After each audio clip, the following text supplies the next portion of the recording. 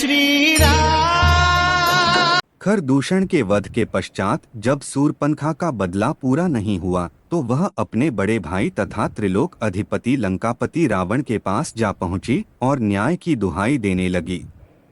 उसने वही बात लंकापति रावण के समक्ष दोहराई कि राम लक्ष्मण ने पंचवटी में उसका अपमान किया और खरदूषण को उसकी पूरी सेना सहित नष्ट कर दिया है।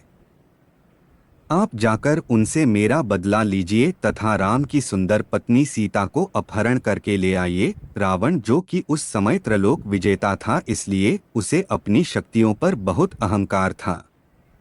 शूर्पणखा की बातें सुनकर रावण ने अपने अहम को और पोषित किया और कहा कि किसी साधारण मानव का ऐसा दुस्साहस जिसने हमारी बहन का अपमान किया वह निश्चित ही मृत्यु के लायक है और रावण के हाथों दंड पाने का अधिकारी है। मैं अवश्य ही राम की रूपवती पत्नी सीता का अपहरण कर लूंगा तथा अपनी रानी बना लूंगा। यह विचार करके लंकापति रावण अपने मामा मारीच के पास पहुंचते हैं।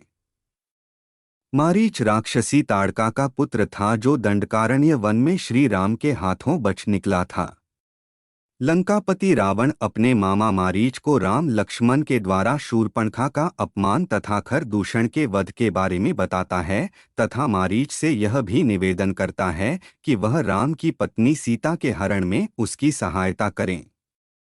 असुर मारीच श्री राम की शक्ति को दंडकारण्य वन में देख चुका था, इसलिए मारीच बार बार लंकापति रावण को यह समझाने का प्रयत्न कर रहा था कि यह न्याय उचित नहीं है और धर्म संगत भी नहीं है कि आप किसी पराई स्त्री का हरण करें। लेकिन अपने अहंकार के वशीभूत रावण ने मारीच की सभी बातों और तर्कों को खारिज करते हुए कहा कि वह तीनों लोकों का स्वामी है और विश्व की हर सुंदर वस्तु पर उसका अधिकार है। इसके बाद लंकापति रावण मारीच को धमकी देता है कि यदि वह उसकी सहायता नहीं करेगा तो वह उसे मृत्युदंड देगा। रावण द्वारा मृत्युदंड से बचने के लिए मारीच आखिरकार उनकी सहायता के लिए तैयार हो जाता है और पूछता है कि वह रावण की सहायता किस प्रकार कर सकता है।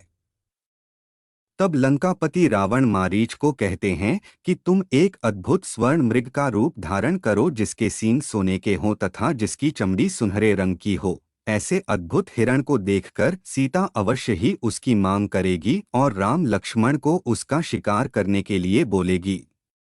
जब राम लक्ष्मण उस सुनहरे मृग के पीछे पीछे जाएंगे तब मैं सीता का हरण कर लूंगा। रावण की बात मानकर मारीच एक अद्भुत सुनहरे हिरण का रूप धारण करके श्री राम लक्ष्मण की कुटिया की तरफ जाकर विचरण करने लगता है। सीता जी की नजर जब उस हिरण पर पड़ती है तो वह उस स्वर्ण मृग के सुंदर रूप को देखकर मोहित हो जाती है। कुटिया में आकर वह श्री राम लक्ष्मण को उस स्वर्ण मृग के बारे में बताती हैं और इच्छा जाहिर करती हैं कि वह मृग उन्हें चाहिए। सीता के इच्छा का मान रखते हुए श्री राम लक्ष्मण को वहीं छोड़कर हिरण रूपी मारीच के पीछे धनुष बाण लेकर चल पड़ते हैं। श्री राम को अपनी ओर आता देखकर योजना के अनुसार मृग के वेश में मारीच कुटिया से दूर भाग जाता है, जिसके पीछे श्री राम भी चले जाते हैं। कुछ समय तक स्वर्ण मृग के पीछे भागते हुए श्री राम उस पर बाण चला देते हैं। बाण लगते ही मारीच श्री राम के जैसे स्वर में चिल्लाने लगता है, हे सीते हे लक्ष्मण, हे सीते हे लक्ष्मण। श्री राम जैसे स्वर में अपना और लक्ष्मण का नाम सुनकर सीता जी को यही लगता है कि श्री राम पर कोई संकट आ गया है और वह मदद के लिए लक्ष्मण तथा उन्हें पुकार रहे हैं। इसलिए सीता जी लक्ष्मण को तुरंत अपने भैया की सहायता के लिए जाने को कहती, लेकिन लक्ष्मण उनकी बात मानने से मना कर देते हैं, क्योंकि लक्ष्मण जी को पता था कि श्री राम का कोई कुछ भी बिगाड़ नहीं सकता, यह किसी असुर की चाल हो सकती है। लेकिन अपने पति के ऐसे स्वर सुनने के बाद सीता जी को शांति नहीं हो रही थी और वह लक्ष्मण को बार बार जाने के लिए कहती है। जब लक्ष्मण नहीं मानते तो वह उन्हें अपशब्द कहने लगती हैं। अंत में लक्ष्मण जी के पास कोई और रास्ता नहीं होता, इसलिए वह सीता जी की सुरक्षा के लिए कुटिया के दहलीज के पास एक रेखा खींच देते हैं और बोलते हैं कि जो भी इस रेखा को पार करने की कोशिश करेगा वह जलकर भस्म हो जाएगा।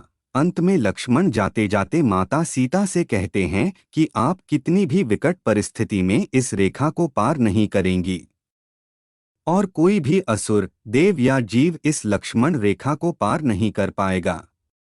कहकर लक्ष्मण कुटिया से चले जाते हैं।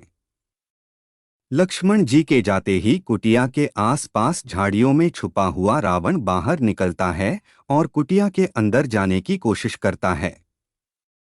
लेकिन जैसे ही रावण लक्ष्मण द्वारा खींची गई लक्ष्मण रेखा पर पैर रखता है तो उसके पैर जल जाते हैं। बार बार प्रयत्न करने के बाद भी जब रावण कुटिया में प्रवेश नहीं कर पाया तो उसने दूसरी योजना सोची।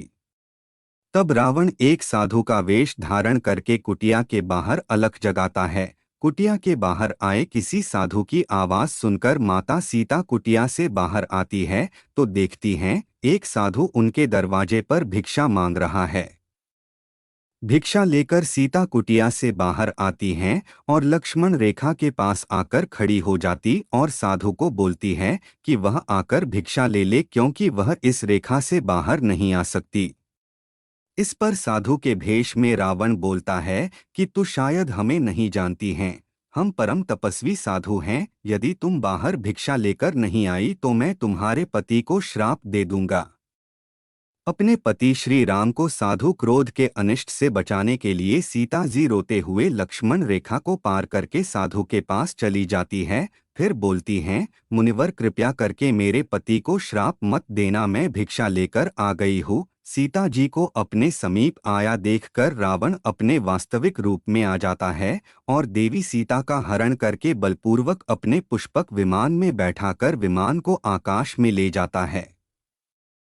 देवी सीता अपनी सहायता के लिए श्री राम और लक्ष्मण को पुकारती है, लेकिन कोई भी उनकी सहायता कर पाने में समर्थ नहीं था। जब रावण सीता को पुष्पक विमान में ले जा रहा था तब सीता की मदद की गुहार वहां पर बैठे जटायु नाम के गिद्ध ने सुनी और वह सीता की सहायता करने के लिए रावण से युद्ध करने लगता है।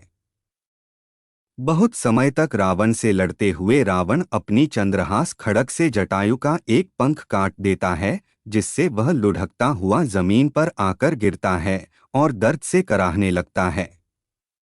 जब कुछ भी ना हो पाया तो सीता जी अपने पल्लू का एक टुकड़ा फाड़कर अपने सारे जेवर उसमें बांधकर नीचे ऋषिमुख पर्वत पर फेंक देती हैं तथा फिर मदद की गुहार लगाते हुए कहती कि यदि उनके प्रभु श्री राम उन्हें ढूंढते हुए आए तो कहना कि मुझे रावण उठा कर ले गया है।